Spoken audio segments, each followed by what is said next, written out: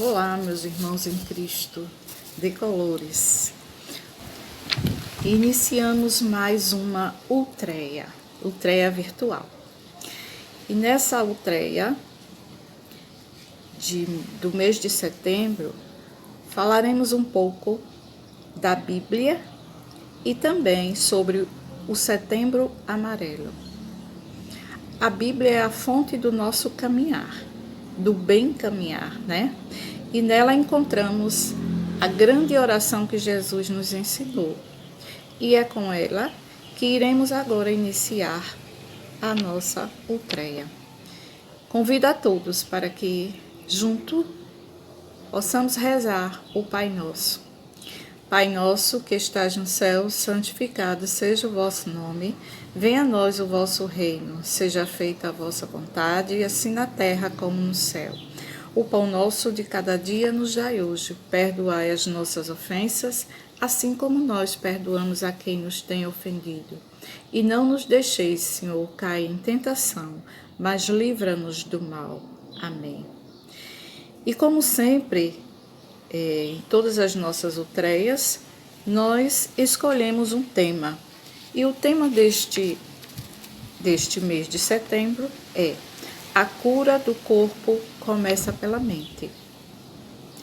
Então, nós que somos o templo do Espírito Santo, né, temos que cuidar da nossa saúde corporal e também da mente. Porque se a mente não estiver sã, o corpo também não estará. Então, nós agora vamos nos preparar para, com muito carinho, né? Foi preparada com muito carinho essa ultreia por todos nós, né? E teremos agora, de início, a nossa leitura e reflexão do Evangelho de Mateus, capítulo 15, versículo do 21 ao 28. E esta participação será do nosso querido Padre Joelder. Em seguida, teremos o nosso irmão Djalma, que falará um pouco sobre a nossa Bíblia, a Bíblia, o nosso caminhar, né? E a nossa irmã Railane, que ela falará um pouco sobre o Setembro Amarelo. Em seguida, teremos umas fotos exemplificando como estamos caminhando neste tempo, né? Neste mês de setembro, neste tempo de que muitos irmãos, muitas pessoas, né, infelizmente estão com a mente meio conturbada. Então, nós estamos juntos também nesse tempo. Então, agora deixarei vocês com os nossos irmãos em Cristo. Louvado seja o nosso Senhor Jesus Cristo, para sempre seja louvado.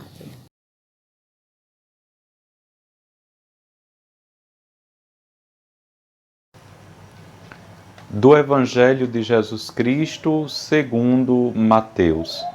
Jesus partiu dali e foi para a região de Tiro e Sidônia. Uma mulher cananeia, vinda daquela região, pôs-se a gritar: Senhor, filho de Davi, tem compaixão de mim. Minha filha está cruelmente atormentada por um demônio. Ele não lhe respondeu palavra alguma.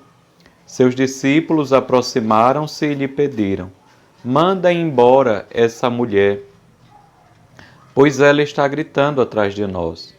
Ele retomou: Eu fui enviado somente às ovelhas perdidas da casa de Israel. A mulher, no entanto, veio prostrar-se diante dele, implorando: Senhor, socorre-me. Ele lhe disse: Não fica bem tirar o pão dos filhos para jogá-lo aos cachorrinhos. Ela insistiu: É verdade, Senhor, mas os cachorrinhos também comem as migalhas que caem da mesa de seus donos. Diante disso, Jesus respondeu: Mulher, grande é tua fé. Como queres, te seja feito. E a partir daquela hora, a filha ficou curada. Palavra da salvação, glória a vós, Senhor. Queridos cursilistas, inicialmente dizer da alegria de poder me dirigir a todos vocês que acompanham este vídeo. Esse evangelho se situa num contexto em que os pagãos e os judeus não se coadunavam, vamos dizer assim.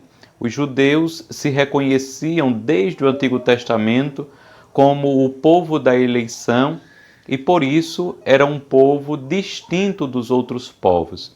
E nesse evangelho nós encontramos, portanto, uma mulher que não é judia, que não faz parte do povo de Israel, do povo de Deus, por assim dizer, e se dirige a Jesus clamando.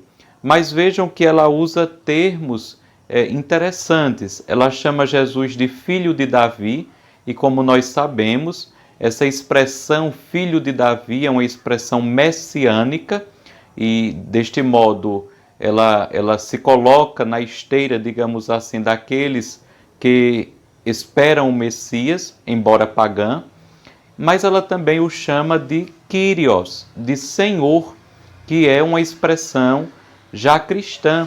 Neste sentido, esse evangelho revela também aquilo que vai ser posteriormente a igreja de Nosso Senhor. A igreja que não é apenas para os judeus, mas que é aberta para todos. A salvação que Jesus trouxe é para todos. De um modo bem panorâmico, bem geral e bem sintético, esse seria mais ou menos o contexto no qual se situa este evangelho. Nós estamos diante de uma mulher pagã que recorre a Jesus pedindo que a socorra, que a ajude nas suas necessidades. Mas o que eu gostaria de deixar para vocês como mensagem, por assim dizer, não é tanto esse contexto no qual o evangelho se situa, e que se a gente fosse falar do contexto teria mais assuntos, mas não é esse o desejo. O que eu gostaria de deixar mesmo é a importância do peregrinar na fé, a importância da perseverança, da confiança, do abandonar-se em Deus. Na nossa vida espiritual, assim como essa mulher, muitas e muitas vezes nós nos colocamos diante de Deus como mendigos, como dependentes dele, e de fato nós o somos. Nós somos mendigos de Deus, dependentes de Deus, e muitas vezes nós nos deparamos com o seu silêncio. Contudo, o silêncio de Deus não deveria servir para nós como causa de desânimo, como uma pedra no nosso caminho. Afinal de contas, Deus é silêncio. Este silêncio deveria ser, sim, uma rocha, uma fortaleza, sobre a qual nós vamos nos compreendendo distintos de Deus e, ao mesmo tempo, dependentes dele. Foi justamente este caminho no escuro que a mulher fez. No escuro porque certamente ela não entendeu a reação de Jesus. Certamente esta pagã ouvia falar bem de Jesus e, quando se dirige a ele, depara-se com o seu silêncio. Contudo, ela persevera na súplica. Ela continua, intensifica o seu pedido. E neste sentido, queridos irmãos e irmãs, queridos cursilistas, diante das dificuldades da vida, diante dos sofrimentos, das provações, façam como esta mulher.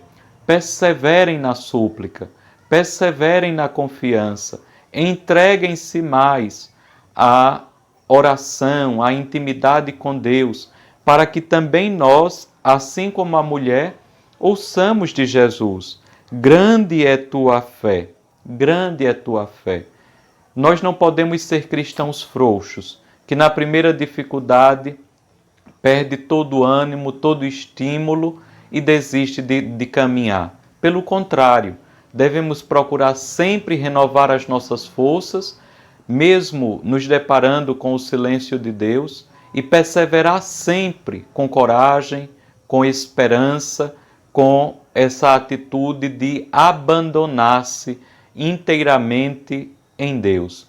É o que desejo a todos vocês, queridos cursilistas, que vocês sejam perseverantes na fé e que um dia possam também ouvir de Jesus: grande é a tua fé, porque confiaram, porque se entregaram, porque se colocaram enquanto seguidores de Jesus nessa atitude de abandonar-se inteiramente ao seu amor e à sua misericórdia. A todos, a minha bênção, a minha saudação e votos de que perseverem sempre e cada vez mais na esperança e na fé.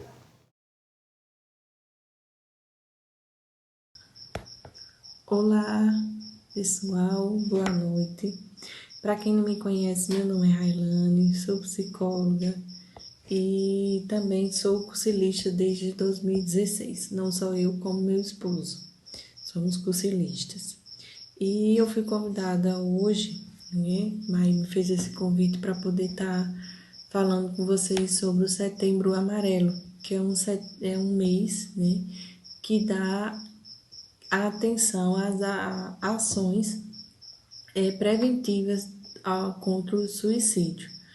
O setembro, né, ele foi pensado, né, para prevenção devido ao suicídio de uma adolescente de 17 anos que cometeu suicídio no seu carro amarelo, ele tinha um carro amarelo, e sua família começou a fazer campanhas em sua homenagem, né, a homenagem a ele, entregando fitinhas amarelas, e aí tomou mundialmente, né, a ação preventiva.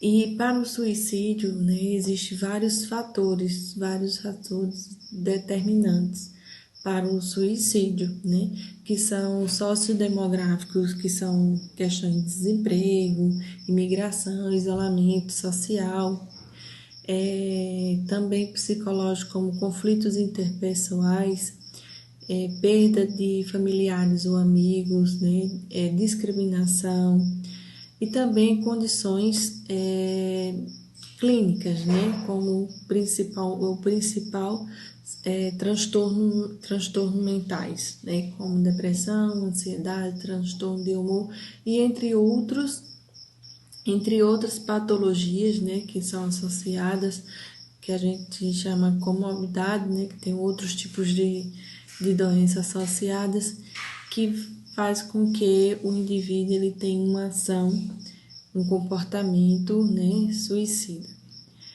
E esse mês de setembro, que é o mês de prevenção, né, é como eu falo, que é um mês que a gente só dá um foco assim maior, mas que todos os meses é um mês que nós devemos prevenir, né, contra o suicídio, porque todos os meses, todos os anos, morrem muitas pessoas, né, por conta do suicídio, né, tira sua própria vida.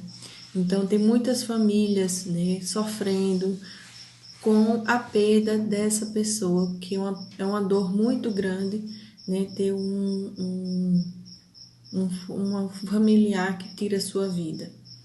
E hoje nós vivemos de um mundo tão corrido, tão estressante, que ele acaba assim, nos cobrando, né, pra gente ser um bom filho, um bom marido, um bom esposo. E tudo isso a sociedade nos cobra e a gente acaba nos cobrando, e aí começa a gente a adoecer, né, psicologicamente. E tudo que nós pensamos reflete nas nossas ações, no nosso comportamento. Então, tanto o nosso pensamento ele nos eleva, né, como ele acaba nos adoecendo. Então, devido à correria, ao tempo, à cobrança, acabamos sendo tão rápido nas nossas ações, nas nossas respostas, que acabamos parando de refletir sobre nossos pensamentos, né? E acabando sempre ficando naquele pensamento disfuncional que é regido por crenças, por valores que somos criados desde a nossa infância, de acordo com o convívio que a gente vive, e isso tudo nos leva a crer naquele pensamento que a gente tem hoje.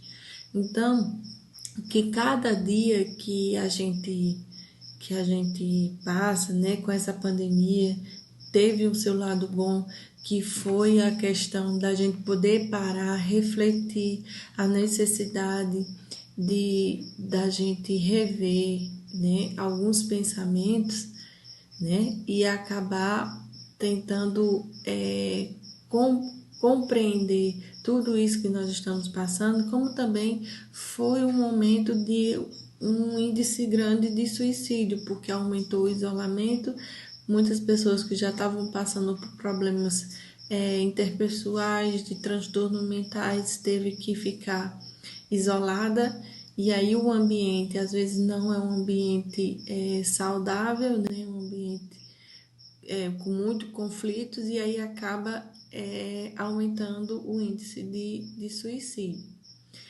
E é um mês que nós devemos dar atenção também àquelas pessoas que estão sofrendo. Então,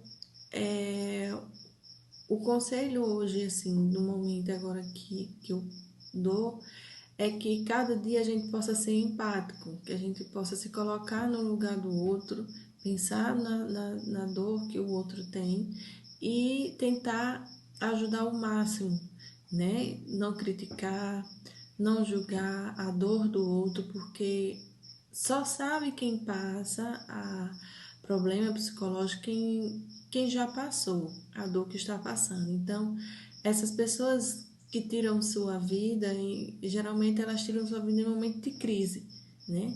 Então, vamos dar mais atenção, mais um olhar diferenciado àquelas pessoas que estão ao nosso redor, que estão hoje tendo um pensamento de suicídio. Então, gente, que vocês fiquem com Deus e até mais, se Deus quiser.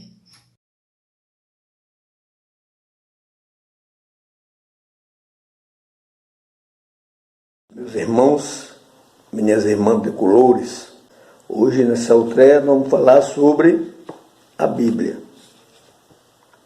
A Bíblia é o livro mais conhecido do mundo inteiro, mas continua sendo também desconhecido, porque muitas pessoas têm ela em casa e nem abrem. Então nós começamos dizendo que a Bíblia surge no meio do povo do Oriente, o povo de Deus. E esse povo cria uma literatura que relata sua história, suas reflexões, sua sabedoria e sua oração. E toda essa literatura é inspirada pela fé no único Deus que ele revela. Estou sempre no meio de vocês. Pois bem, meus irmãos, então a Bíblia é a palavra de Deus. Nós sempre dizemos que a Bíblia é a palavra de Deus. Olha, Orígenes, um grande estudioso e amante da Bíblia, que viveu em Alexandria no século III d.C., ele exorta assim, ó, que se lesse a Bíblia, que se lesse a palavra de Deus com o coração aberto e em clima de oração. Lê a palavra de Deus com o coração aberto e em clima de oração. Pois bem, meus irmãos, Deus nos fala por meio da Bíblia e revela-se a nós com a palavra escrita e encarnada. Fala ao nosso ouvido, ao nosso coração. A partir daí, escutamos a palavra para conhecer a vontade e o coração de Deus. As palavras da Bíblia falam de nós, refletem o que estamos vivendo. Não são apenas palavras do passado ou para o passado, mas nos ajuda a entender e interpretar o que hoje acontece conosco. É como um mapa que nos ajuda a reconhecer o lugar para onde caminhamos. Lemos a Bíblia por nossa fé em Jesus Cristo, vivo no meio de nós, porque Jesus Cristo é a única chave principal da Bíblia. Sem essa fé, nossos olhos estariam fechados para compreendê-la, como os do desorientado etíope. Lá em Atos dos Apóstolos, capítulo 8, versículo 30 a 31. Então, vamos nos aproximar de Deus. Vamos nos aproximar. Vamos aproximar da palavra. Vamos aproximar da Bíblia. Lá em Romanos, capítulo 10, versículo 8, diz que a palavra de Deus está bem pertinho de você. Bem pertinho. Na sua boca e no seu coração. É assim a palavra de Deus.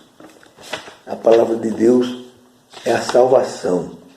Se não for, como é que nós vamos viver? Então, a Bíblia, ela é o reflexo de uma vivência do povo com seu Deus. De Deus com seu povo. Deus está na história do povo. E por isso está na Bíblia. Só isso.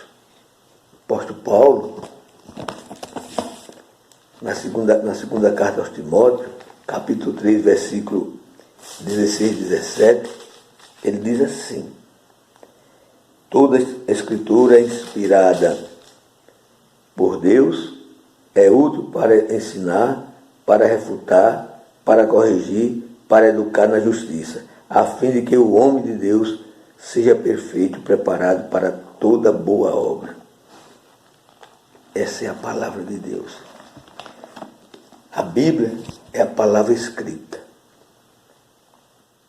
E Jesus Cristo, que é o centro, é a palavra viva, é o nosso Salvador. Então, meus irmãos, a Bíblia foi escrita lá do rei Salomão. E é a revelação, é a nossa salvação. Louvado seja nosso Senhor Jesus Cristo.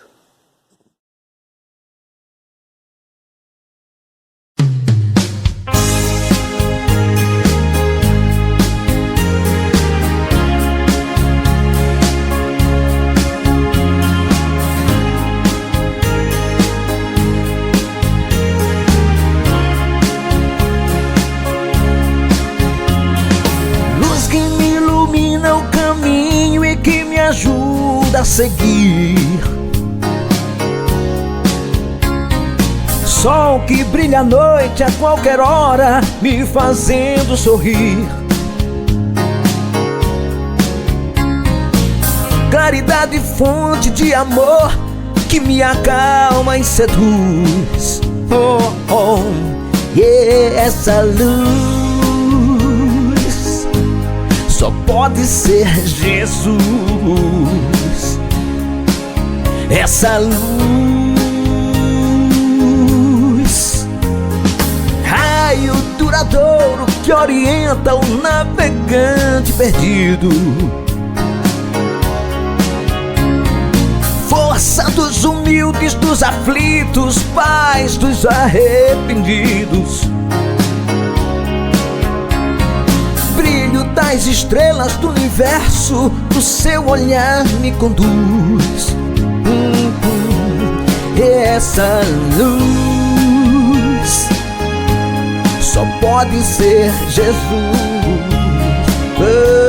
Esta luz, sigo em paz no caminho da vida, porque o caminho, a verdade e a vida é você. Por isso eu te sigo, Jesus, meu amigo. estar do seu lado e segurar sua mão. Mão que me abençoa e me perdoa e afaga o meu coração. Estrela que nos guia, luz divina, o seu amor nos conduz. E essa luz só pode ser Jesus. Oh, oh, oh, e essa luz